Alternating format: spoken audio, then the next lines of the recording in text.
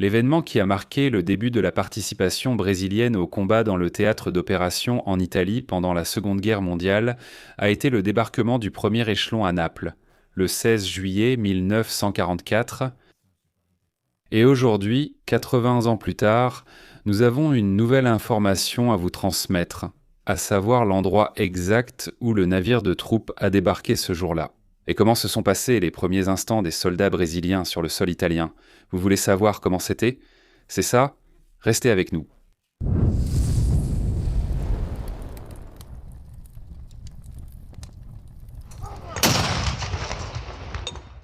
Avant de commencer, je vais t'inviter à venir avec nous en octobre 2025, justement, dans quelques mois, pour qu'on célèbre ensemble les 80 ans du projet. Manhattan, qui a créé la première bombe atomique de l'histoire et qui a aussi mis fin à la Seconde Guerre mondiale avec les bombardements sur les villes japonaises.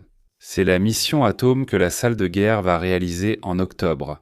Et vous pouvez venir avec nous pour visiter la plus grande collection d'aéronefs militaires du monde, le musée Smithsonian dans la région. L'espace à Washington, où vous pourrez voir de près le B-29 Enola Gay qui a largué la bombe atomique sur Hiroshima. Nous allons également découvrir toute la collection d'intercepteurs japonais qui ont affronté les B-29 et qui ne peut être vue qu'à cet endroit dans le monde entier. Après cela, je vais t'emmener au Nouveau-Mexique, où nous allons visiter Los Alamos, l'endroit où la bombe atomique a été développée. Et nous allons voir la maison de Robert Oppenheimer, le musée Norris Bradbury, et nous irons aussi sur le site de la première explosion atomique de l'histoire, le site d'essai Trinity, qui se trouve à l'intérieur de la base de White Sands, et qui n'ouvre aux touristes qu'une seule fois par an. Toute l'histoire du transfert du premier contingent de troupes brésiliennes vers l'Italie en juillet 1944 est entourée de nombreuses circonstances nouvelles, parce qu'il y a encore de nouveaux documents qui sont publiés pour le public 80 ans après l'événement. C'est ce qui s'est passé récemment avec les journaux de bord du navire lui-même qui a emmené les Brésiliens en Italie, l'USS Generalman. Ce n'est que récemment que nous avons eu accès pour la première fois aux journaux de bord du navire. Et ces journaux ont été utilisés comme référence par Durval Lourenço dans son nouveau et magnifique livre Guerrier de la province, dont j'ai d'ailleurs déjà fait la critique, que vous pouvez retrouver dans cette vidéo.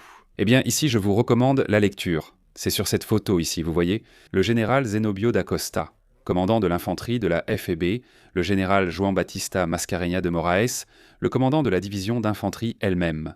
Ici, le capitaine Paul Maguire, commandant du général Mann du navire de transport de troupes et un autre officier de la marine des États-Unis. Ici, dont je ne connais pas précisément le nom, mais cette photo a très probablement été prise déjà lors de l'accostage du navire. Là-bas, à Naples, un magnifique soleil d'été, le 16 juillet 1944. Mais peu de gens savent que ce navire, en quittant Rio de Janeiro sous le commandement de Maguire, n'avait pas encore Naples comme destination. Sa destination était l'Afrique du Nord, très probablement l'Algérie, où se trouvait le quartier général des forces alliées en Afrique du Nord. Mais je voulais préciser à tout le monde qui pourrait avoir des doutes ici que oui, la destination finale des troupes brésiliennes a toujours été l'Italie. Mais dans le cas spécifique de la FEB, qui devait encore effectuer sa formation finale en armes combinées et en guerre moderne sur le propre théâtre des opérations. La troupe brésilienne serait d'abord accueillie en Afrique du Nord, pour effectuer toute cette formation, être équipée et ensuite être transférée. Ce qui s'est justement produit au milieu du voyage. C'était une décision prise par le général Mark Clark, le commandant de la 5e armée alliée, Mark Clark. Il a donc exigé que ce navire, transportant la première vague de la FEB, n'aille pas en Afrique du Nord, mais directement en Italie, qu'il débarque directement à Naples.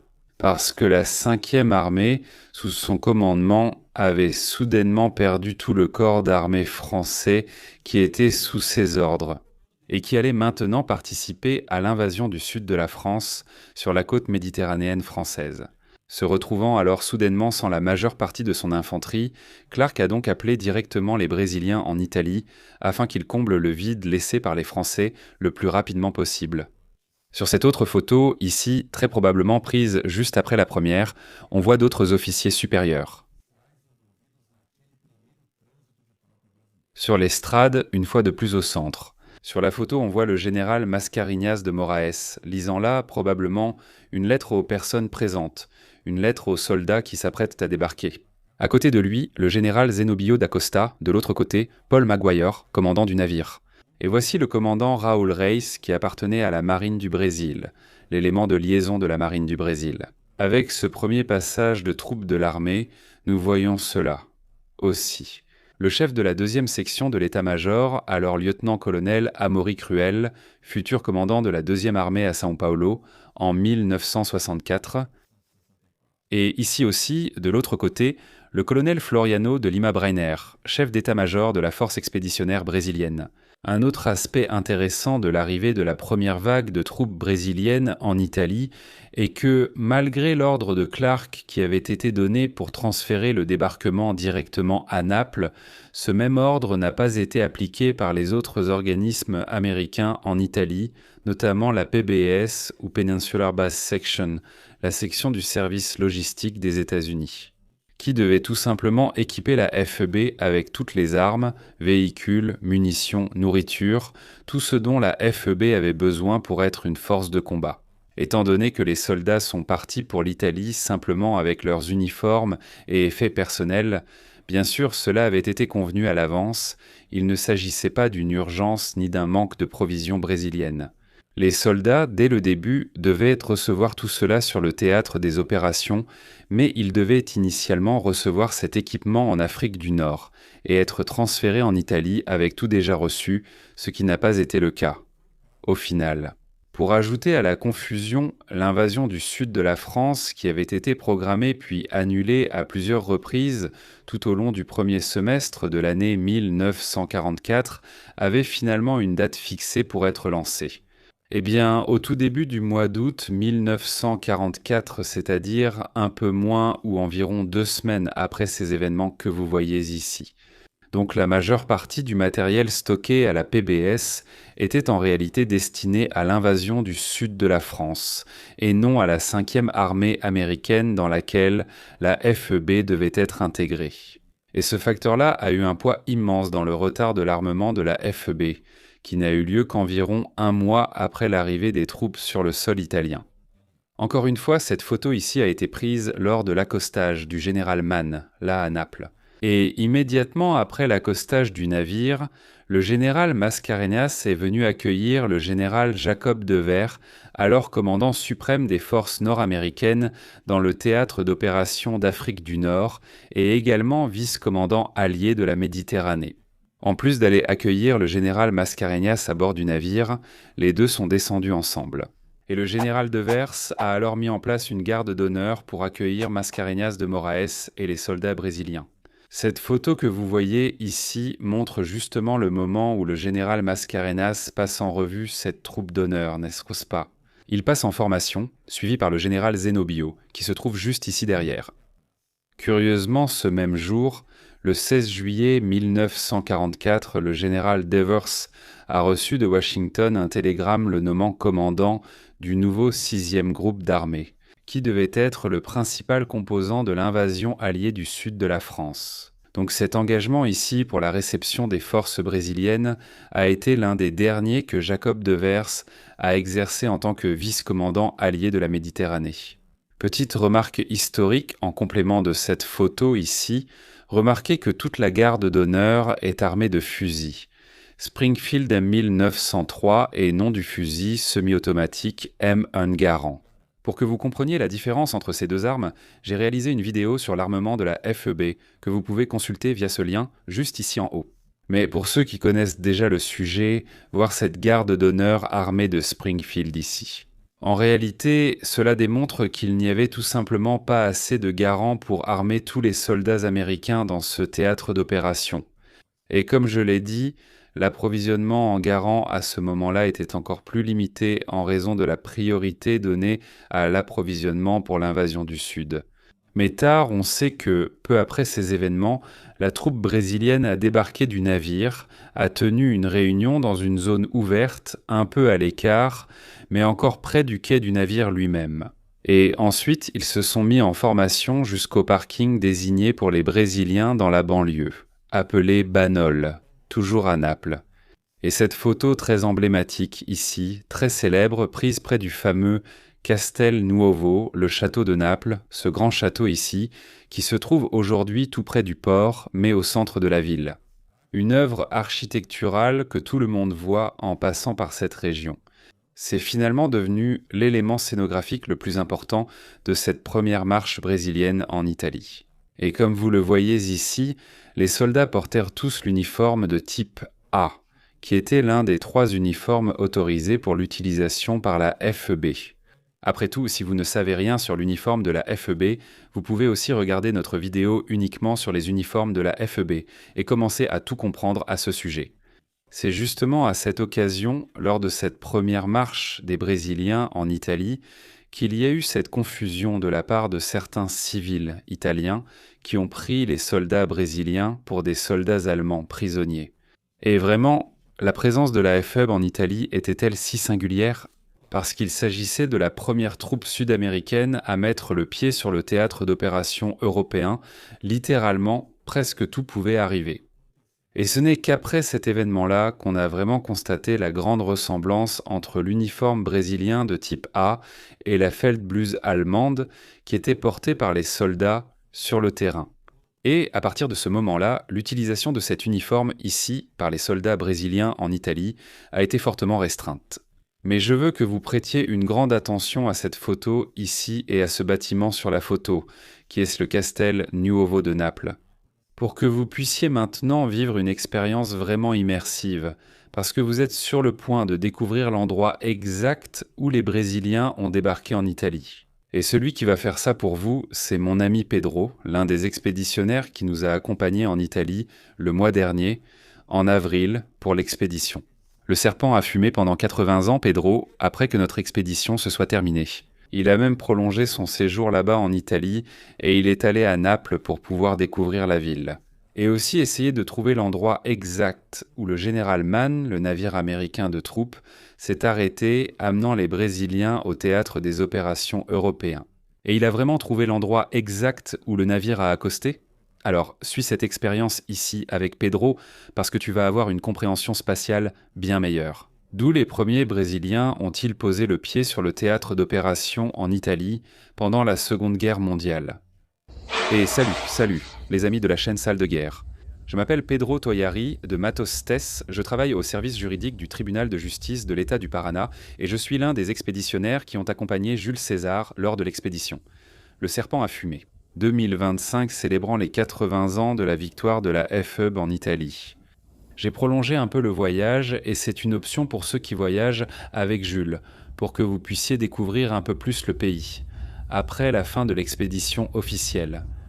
Et j'ai décidé de découvrir la côte amalfitaine et aussi Naples, où se trouve ce port ici, le lieu du débarquement de la force expéditionnaire brésilienne en Italie. Et je vais vous montrer l'endroit exact du débarquement, qui est ici, en vous expliquant pourquoi je pense que c'est l'endroit exact. D'accord, alors ça va comme un bonus pour les amis de la chaîne, d'accord ? Bon les amis, alors allons-y pour que vous n'ayez pas à regarder ma vilaine tête ici. C'est l'endroit que je crois être l'endroit exact du débarquement de la FEB en Italie, d'accord ? Et je vais vous dire pourquoi je crois en cette hypothèse.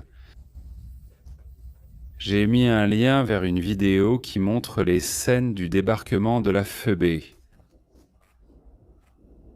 Et vous pourrez comparer pour voir si vous arrivez à la même conclusion que moi. Eh bien, dans cette vidéo, on peut voir qu'il y a une jetée où les soldats débarquent, et il y a une autre jetée qui, dans ce cas, serait celle-ci. Ici, cette autre jetée où il y a d'autres bateaux, d'autres barges. D'accord ? Il n'y a pas d'autre jetée par là, Donc celle-ci devrait vraiment être la jetée du débarquement. Aussi sur cette jetée, ici, exactement à cet endroit, là où il n'y a aucun navire en ce moment, c'est l'endroit où accostent les grands paquebots de croisière, les navires transatlantiques. Et vous allez voir, de l'autre côté, il y en a un. Je vais vous montrer. Vous allez voir que cette zone semble être une zone de plus grande profondeur, parce qu'ici aussi nous avons un très grand navire. Là-bas, vous voyez, nous avons des navires qui sont grands, ce sont aussi des barges, n'est-ce pas ? Ils sont aussi grands, mais regardez, bien plus petits que celui-ci, ce qui me fait croire que c'est une zone de plus grande profondeur, donc pour des navires plus grands. Si on regarde aussi la vidéo que j'ai partagée, là-bas c'est la zone du port de fret, et on peut voir les grues du port de fret dans la vidéo. Et exactement à ce même endroit ici, ce qui me fait aussi croire que c'est l'endroit exact. De plus, cet endroit ici est l'emplacement de la gare du port, que je vais aussi vous montrer. D'accord ? C'est une zone restreinte. Cette zone ici, à l'extérieur, et là où je suis, il y a une vitre parce que par coïncidence, oui, c'était vraiment une coïncidence. Je me suis retrouvé dans un hôtel qui se trouve ici, à l'intérieur de la gare. C'est le Smart Hotel. Après, je vais vous montrer, mais ici, en fait, c'est une zone d'un restaurant pour le petit déjeuner. Ces tables ici sont seulement pour les boissons. Hier, je me suis assis à l'une d'elles en voulant aussi manger, et le serveur m'a fait m'asseoir à une autre ici, parce que celles-là sont juste pour boire, et le restaurant était vide. Mais bon, c'est des choses de l'Italie, d'accord ? Donc ici, il y a cet hôtel avec ce restaurant qui est réservé uniquement aux clients, d'accord ? Et avec ça, par coïncidence, j'ai réussi à rester ici même sans le savoir. Et donc je peux avoir cette vue ici que vous allez voir de l'extérieur. Cette vue n'est pas la même, d'accord ? Parce que c'est une zone restreinte, c'est déjà une zone d'embarquement des passagers pour les croisières. Alors je vais sortir maintenant et on va aller vérifier ça et on va continuer à regarder. Pourquoi je pense que cette zone ici est exactement la zone de débarquement ? Bon les gars, alors ici c'est le restaurant où j'étais, le gâteau, ici nous avons le Smart Hotel et celui-ci c'est le port, la gare maritime du port de Naples, et je crois qu'elle a déjà été bien rénovée ici, mais elle existait déjà avant, vous voyez les gars, même à l'époque du chemin de fer. Donc, juste à la sortie. Ici, on voit ce château qui est style le Castel Nuovo, qui apparaît sur des images que je vais mettre ici dans la vidéo, ces images-là que vous êtes en train de voir. Endroit où il y a eu une marche de la FUB qui est même cette marche célèbre, où ils auraient été confondus avec des prisonniers allemands, ils auraient été insultés, hostilisés par les Italiens, qui pensaient qu'ils étaient allemands à cause de la ressemblance des uniformes. Donc ce serait exactement la zone de la marche où cela s'est produit. Ici à côté, c'est la zone que je vous montrais. Cette zone restreinte, vous voyez que là où j'étais, c'est bien mieux pour montrer. Parce qu'ici, il y a déjà ces barrières, n'est-ce pas ? C'est vraiment une zone d'embarquement et de débarquement des personnes qui vont voyager. Ils vont prendre les croisières ici, n'est-ce pas ? Regarde le restaurant là où j'étais. Regarde, c'était juste de l'autre côté de ce mur, là, tout neuf, n'est-ce pas ? Mais ce lieu de débarquement ici. Donc ce que je crois qu'il s'est passé, c'est qu'il y a eu le débarquement là-bas et ici. Il y a une grande zone, regarde là où nous avons ce parking aujourd'hui, ici, une zone de dispersion, donc une grande zone, pour que les 5000 hommes, 6000 hommes, 10 000 hommes qui descendaient des navires puissent avoir de l'espace pour marcher, n'est-ce pas, pour qu'il y ait du flux. Et ensuite, ils venaient ici. Regardez, ceci est le bâtiment du port, d'accord les amis ? Je vais vous montrer là-bas un paquebot. C'est une croisière, je ne sais pas si c'est un paquebot transatlantique, mais c'est bien une croisière. De l'autre côté, cela montre que ce serait un des zones de plus grande profondeur du port ici, n'est-ce pas ? Donc je crois que ces troupes sont passées par ici. Mais ce ne serait pas une zone de rassemblement, n'est-ce pas, cette zone qu'on appelle d'assemblée ?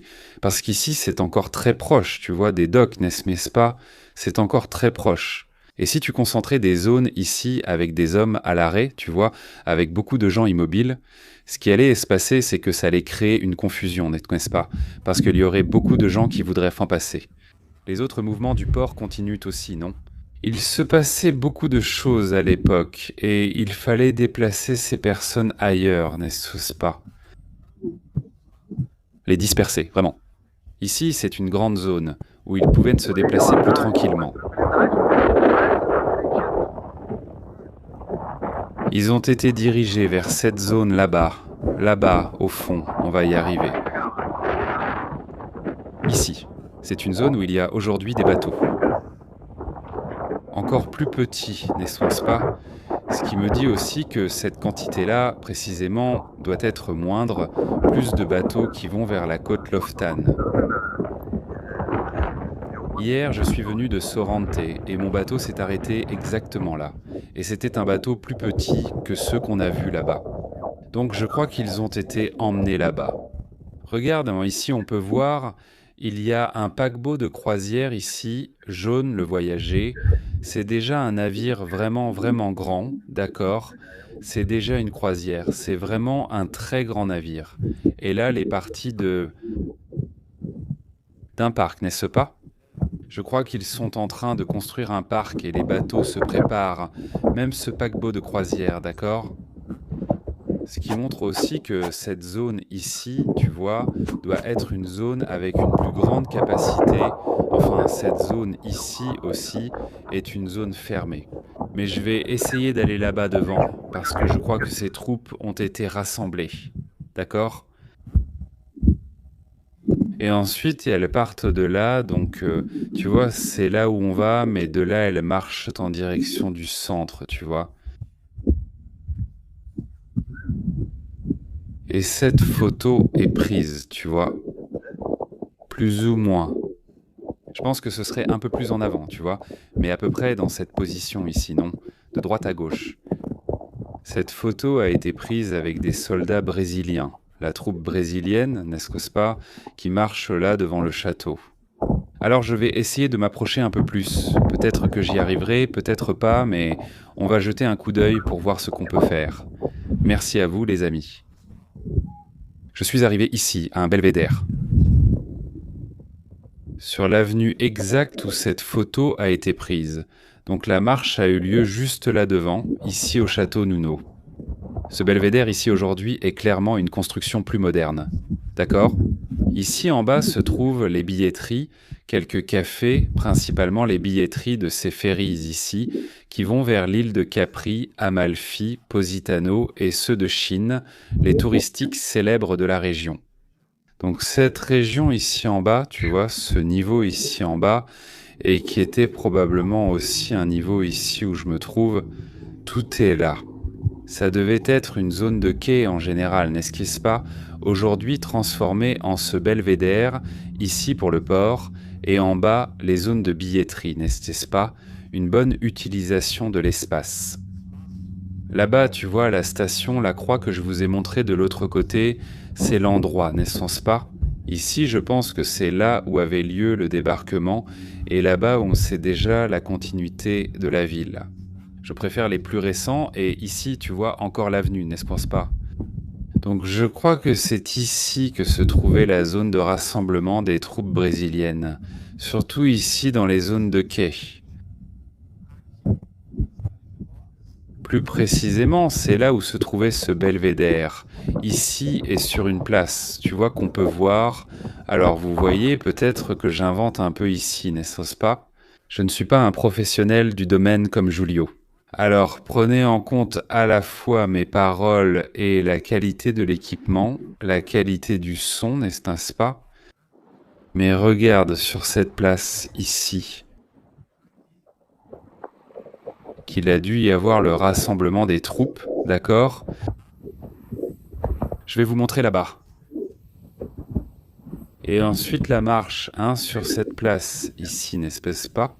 La base, il y a une zone qui pourrait être un chantier naval ou une marina un peu plus loin. Et là-bas, il y a aussi une place, n'est-ce pas? Et donc l'avenue où la marche a lieu, là, sur cette place, ici, dans le sens Castello Novo du centre-ville. Super les gars, bon, j'espère avoir pu vous aider d'une manière ou d'une autre. Merci. Présenter l'actualité ici, à l'endroit où le débarquement a eu lieu, oui. Je vous suggère de contacter Jules, l'équipe de Jules. Ensuite, pour les autres expéditions, j'ai fait celle-ci et c'était vraiment quelque chose de surréaliste, de transformateur. C'est vraiment quelque chose qui change la vie et je crois qu'il y en aura l'année prochaine. Mais il y aura aussi d'autres expéditions. Normandie, Mission Atome. Alors, contactez-les, vous qui regardez cette vidéo, vous êtes des passionnés et vous allez vraiment aimer vivre cette expérience. De voyager avec Jules, avec toute l'équipe qui est vraiment une équipe très sympa, qui voyage, des gens passionnés par le sujet, des personnes formidables. Vous allez vous faire des amis, Jules sera votre guide et vous allez beaucoup vous amuser en découvrant des endroits comme celui-ci. Celui-ci n'était pas au programme car c'est vraiment juste un lieu de débarquement. Jules en parle même bien dans ses vidéos, n'est-ce pas ? Ensuite, les troupes ont été emmenées là-bas à Livourne, où il y avait déjà plus d'action.